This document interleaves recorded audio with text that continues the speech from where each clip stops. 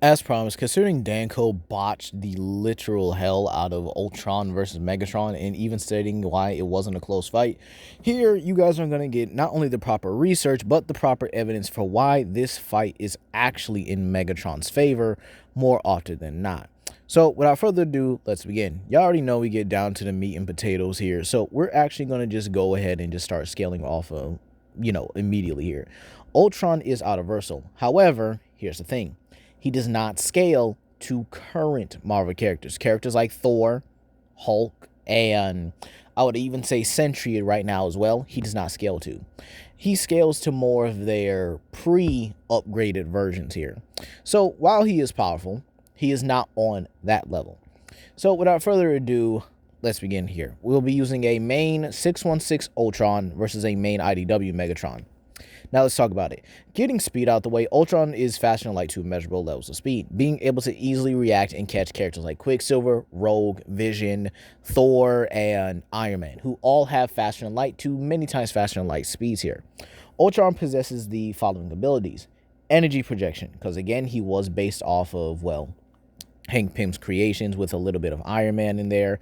He also has some molecular manipulation. He has DNA manipulation.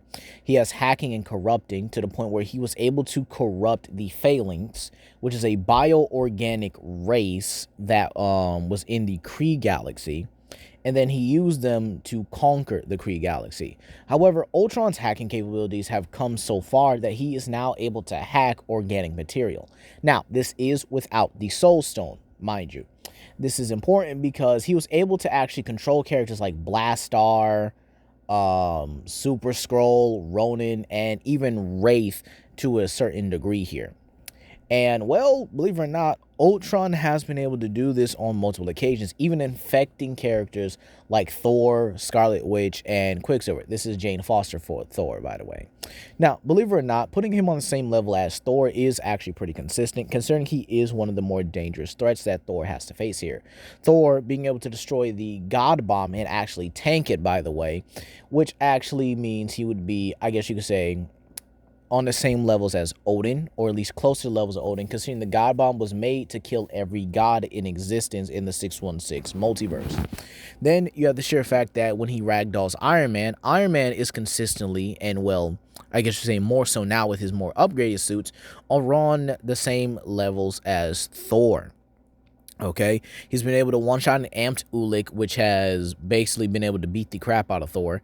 Then you also have the sheer fact that Thor, during Chaos War, was able to defeat the likes of Glory, a being that can, well, a being that was confirmed, I should say here, that was on par with a pissed-off Odin. And Thor was actually able to beat him by absorbing his energy and redirecting at him. Keep in mind, Ultron has also been able to take blasts from every hero in the Marvel Universe when he was in his final form stage. His final form stage was basically the combination of him and the same material as Captain America's shield, which is vibranium and adamantium mixed. So, with that being said here, Ultron should easily be into those universal categories. I don't think there really should be any complaints about it. He has every power and ability that, he would normally have. Energy projection, energy absorption to a certain degree in certain forms here. He also has, again, matter and DNA manipulation. He has infections, various forms of infections, I should say here. He has technopathy infection, where he's able to hack just about anything here. And believe it or not, he can actually do this simultaneously while he's fighting. Okay, so pretty much he can do this, yeah, pretty easily a consistent Avenger level threat here. Now, let's move on to his opponent, Megatron, and there are some slight updates to this as well. Thank you to Xeno SG once again for allowing me to be in your Discord. I have actually learned a lot more about Transformers and their feats. So, believe it or not, Megatron is a 1%er, meaning he is the top of the top when it comes to physical strength in the Cybertronian class here. However, Megatron is in the top 3 of that 1%er class here.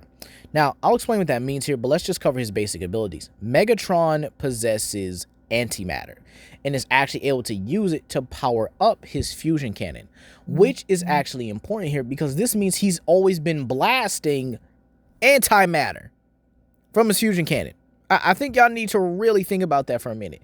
If he uses antimatter and his interdimensional link to a black hole to use it to power up his fusion cannon consistently, I think y'all got to understand what that means, though.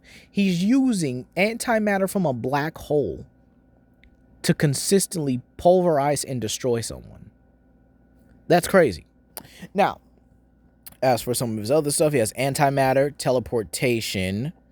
He has also one more thing. Oh, his inners are pan-dimensional, meaning that they're basically an entire space bridge, meaning that if you stab through them, your hand's going somewhere else, or your weapon. Whichever one you choose to lose is up to you. Now, with that being said, here, Megatron should also be fast and light to immeasurable levels of speed, as he's comparable to the Seekers, who are, again, able to fly around and fight in and out of black holes pretty casually. Now, let's talk about this 1%er stuff, right? Megatron being in the top 3 means he's comparable to characters like Optimus and Grimlock, considering the sheer fact that when in Transformers The Lost Light, Prowl actually stated that these 3, Megatron, Optimus, and Grimlock, were the strongest of this 1%er group here. However, Prowl actually stated that he thought Overlord and Tarn were possibly stronger than them. Little did he know, Grimlock in a weakened state would beat the crap out of Tarn, and Megatron will go on to manhandle Tarn when he have enough of his BS. This is important here because the Cybertronians on that lower level, basically your Jazz, Starscreams, Thundercrackers, and Ultra Magnuses, are all capable of one-shotting your average Cybertronian drone, which are able to fly around and fight in black holes, meaning that the average Cybertronian drone is solar system level. A one-shot difference is a 10 times difference, meaning that someone like Bumblebee is above the likes of solar system caliber, and Megatron, a 1%er, is able to manhandle, one-shot, and just ragdoll him completely. Keep in mind, characters like Grimlock, who Megatron compares to, at least slightly in the physical strength department, is on par with characters like Omega Supreme, I won't say Ultra Magnus, Omega Supreme, and Combiners, even Titans.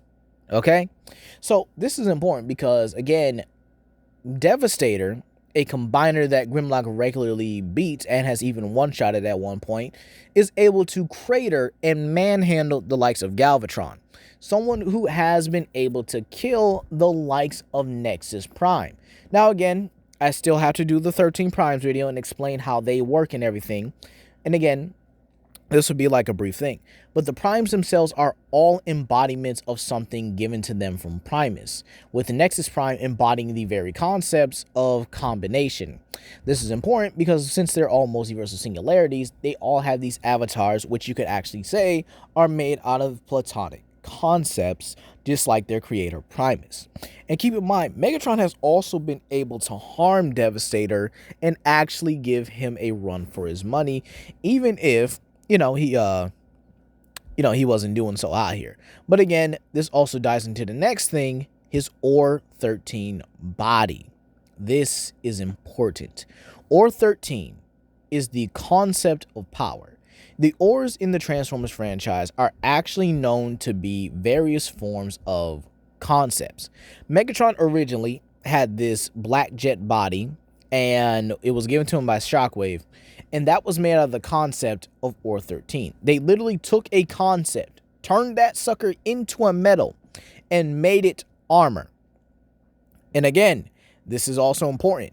Megatron is wearing that. He is that. His entire body is made out of that. Now, when he fought the Decepticon, he was somewhat damaged, and he took the more useful components like the conceptual metal, he took his pan-dimensional innards, he even took the black hole core, and then put it into a new body, which again would go on to be his Autobot body. So again, that is important here. So, in all honesty, I guess we could, we covered just about everything about Megatron here. Let me think for a minute. Actually, no, we do have to talk about something else here. Megatron's other weaponry, he does possess his Energon Mason IDW, and he is a 1,000-year-old skilled gladiator, actually a master at gladiatorial combat. Okay, That covers everything. So now that we're here, we can actually discuss why Megatron would pretty much decimate Ultron. Let's start with the first thing, right? Now, one of the first thing, and I know people are going to argue, is that Ultron can hack Megatron. He'll just touch him, he'll just infect him, and just be done with it, right? So let's talk about this, right? Ultron has always been able to hack forms of technology, even advanced technology like the Phalanx. So again, you think that Megatron should have no problem hacking a Cybertronian, right? Right? And the answer is, yeah, he actually shouldn't. Believe it or not here. For starters, Cybertronians themselves are actually known to be able to resist various corrupting forces. For example, they've all been able to resist the influence of Unicron's spark, something that is meant to corrupt something when it comes around or even just passes by them. Unicron is known to drive people into this Cthulhu-like, I guess you could say this Cthulhu-like state, if you will. Like where you see Cthulhu, you're supposed to go madness. Unicron's able to do that with just his spark alone. His mere presence just drives people insane here. And again, the average Cybertronian, like someone like Windcharger, Jazz, Bludgeon, and Overlord, are basically immune to that. But with Megatron, there's a whole lot more complications. For starter, again, he is made out of a concept, a powerful concept, in fact. Or-13, also known as the concept of power, was able to counter the entropy cloud. The entropy cloud was going to destroy the entire microverse. And the microverse is beyond space and time of the original IDW multiverse. But we're not going to stop there, though. Did you know Megatron, when he was fighting the Decepticon was actually trying to mind control him and, well, get him to merge with him.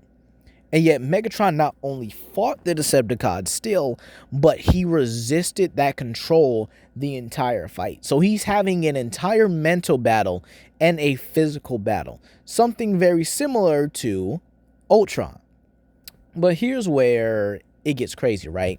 So Devoid himself is an entire sentient multiverse. You heard me. He's a living form of the dead universe, a living, I guess you could say, mass, a living universal or a living multiversal sized mass. He's known to be able to destroy the entire IDW multiverse by simply merging with it. That's how much power he has here. And he was able to control Galvatron when he had the Heart of Darkness. The Heart of Darkness being confirmed to be stronger than the Matrix of Leadership. Something that is, again, meant to at least stall or overpower the likes of Unicron or any evil and corrupting force within the universe. That's not even to mention Ultron may never even get past the Or-13 armor, right? But he may not even get past the pan-dimensional innards. The virus could just go somewhere else here. Basically his organs are covered in, again, a pan-dimensional system. An interdimensional gateway is literally inside of him. That's like hacking the warp field when Transformers use a space bridge. That's not possible. You're not going to touch the warp field and just all of a sudden hack it. And again, this kind of just leaves Ultron in a physical fight. And again, that's not going to look good for Ultron. Megatron's more experienced. He's stronger. He's tougher. But you might be like, oh, well, do you think he could rip apart Ultron if he's made out of the same material as Captain America's shield? Yes. Yes, he can. Because number one, he's made out of concept. His weapons are meant to bypass durability. And to be kind of honest, if Optimus can smash through 6-Shot's armor, six shots armor is made out of Unutrium. Unutrium is a metal crafted in the heart of black holes. Okay? And infused with dark matter to boost it. If Optimus can crack that, Megatron could definitely do the same thing. He can. And the thing is, though, that's probably more durable than adamantium and a vibranium mixture. Now, sure, you might say he might have some difficulty at first still, but again, there's always Megatron's antimatter, which we don't know if Cap's shield can actually resist, or at least Ultron can actually resist here. But anyway, that's going to be all today, you guys. Please comment down below, like, and subscribe and share with your friends. This is Legendary Grimlock, and I hope you guys have a blessed day.